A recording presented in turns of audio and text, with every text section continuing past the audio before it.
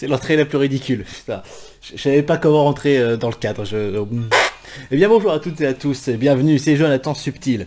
Aujourd'hui on est tous confinés en France, ce n'est plus une nouveauté pour tout le monde, ça a été annoncé, ça fait déjà quelques jours que c'est comme ça va même sans doute se prolonger jusqu'à fin avril.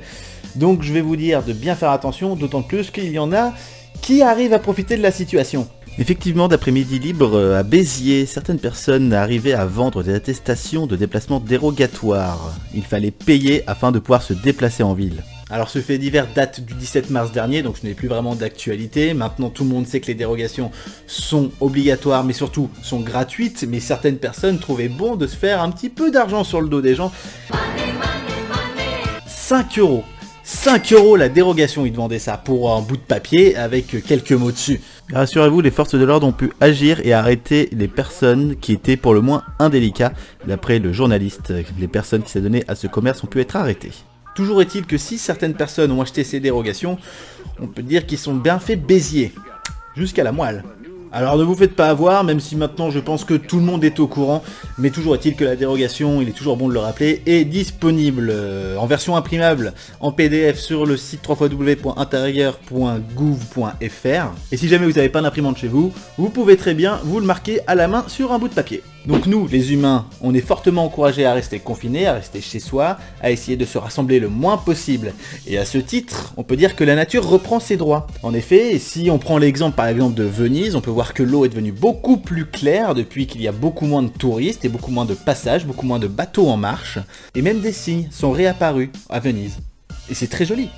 Ok, ces cygnes-là étaient sauvages à la base, mais qu'en est-il des animaux qui sont dans des zoos ou dans des aquariums ? Eh bien, aux États-Unis, le Shedd Aquarium de Chicago laisse les pingouins se promener partout pendant 2 semaines au moins dans tout l'aquarium. Ils se baladent comme ça, tranquille, ils font leurs petits touristes. Par contre, il y a un truc qui me chiffonne, c'est que c'est des manchots, pas des pingouins. Est-ce que t'as déjà vu un manchot faire ça ? Non, pourquoi ? Parce que ça, c'est des pingouins. Un pingouin, ça vole, ok ? Les pingouins, ça a des putains d'ailes. Et ça vole, c'est comme une putain de mouette. Tu vois ce que c'est qu'une putain de mouette, quand même ? Eh ben, ça vole aussi, comme des putains de pingouins qui ressemblent à des manchots, qui sont des pingouins qui volent pas. Ceci dit, avant de faire cette vidéo, j'ignorais totalement que le pingouin pouvait voler. Bon, et puis puisqu'on parle de la nature... puisqu'on parle de la nature, on va parler un petit peu de la météo.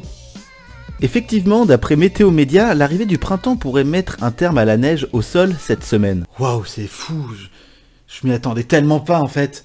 Enfin, je savais pas que le soleil pouvait faire fondre la neige en fait. Franchement, mais c'est qui le con qui écrit ce genre d'article en fait ? En fait, on s'en fout, enfin le mec il savait pas quoi rajouter dans son site, et du coup il s'est fait un article de merde. Ça me fait un peu penser à un article sur Julia Roberts, et en particulier sur sa fille. Effectivement, la fille de Julia Roberts grandit et ressemble à sa mère. Voilà. Voilà. C'est du grand journalisme. Ok, certes, mais qu'est-ce qu'on en a à foutre en fait ? Alors après, on sait jamais, hein, on aurait pu être surpris, hein, peut-être qu'elle aurait pu ressembler à Michel Drucker. Et puis bon, le scoop dans tout ça, c'est que sa petite fille, elle grandit. Et pour terminer cette vidéo, je vais réussir à lever un énorme mystère qui plane en ce moment. Comment le coronavirus s'est-il répandu ? Certains vont aller dans la théorie du pangolin, d'autres de la chauve-souris. Selon moi, c'est effectivement la faute d'une chauve-souris. Et oui, je pense que le responsable de tout ce bordel qu'on a en ce moment, c'est à cause d'une chauve-souris qui nous a tous pissé dessus. Mais là, vous allez vous poser la question, d'accord, mais une chauve-souris, ça pisse comment ? En même temps, c'est la juste question, hein, on s'en fout du pourquoi, du comment j'ai découvert ça. Ne me demandez pas comment j'ai réussi à tomber sur cette preuve irréfutable et surtout sur la vidéo que je vais vous montrer. Oui, parce que du coup, vous allez découvrir comment une chauve-souris fait pipi. Vous pensiez que ça pissait la tête à l'envers ? Bah non.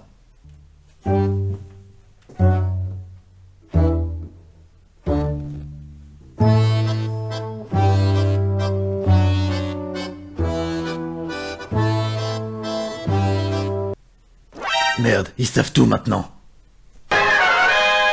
Mais surtout, c'est quand j'ai analysé cette vidéo, oui, parce que j'étais obligé de l'analyser, c'est qu'il y a quelque chose des chauves-souris qui nous rapproche de nous les humains.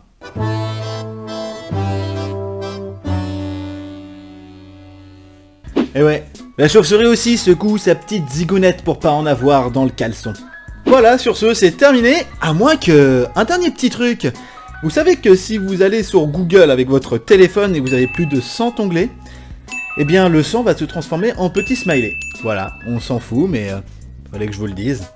Mais écoutez jeunes gens, ce nouvel internet inutile est terminé, j'espère qu'il vous aura plu, n'hésitez pas évidemment à laisser un petit commentaire, à vous abonner sur la chaîne et à cliquer sur la cloche, ce serait vraiment hyper sympa de votre part, merci à vous de pouvoir soutenir les jeunes et nouveaux youtubeurs. D'ici là, portez-vous bien, restez confinés et je vous donne rendez-vous prochainement dans une future vidéo, ciao ciao. Comme dans les séries américaines, on va finir un petit peu sur un gros cliffhanger et vous aurez envie de voir la suite. Peut-être, peut-être pas. Toujours est-il que là, avec le confinement, on est tous un petit peu obligés de rester chez soi. Il y a beaucoup de commerces qui ont fermé, notamment les coiffeurs. Et du coup, il va falloir raser tout ça parce que là, ça devient juste pas possible. Alors rendez-vous dans la prochaine vidéo.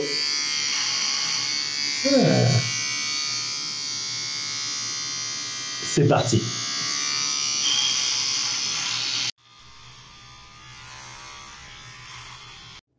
Ah bah ça en fait une sacrée touffe de cheveux là, hein. Vous voulez voir le résultat? C'est con, j'ai ma casquette.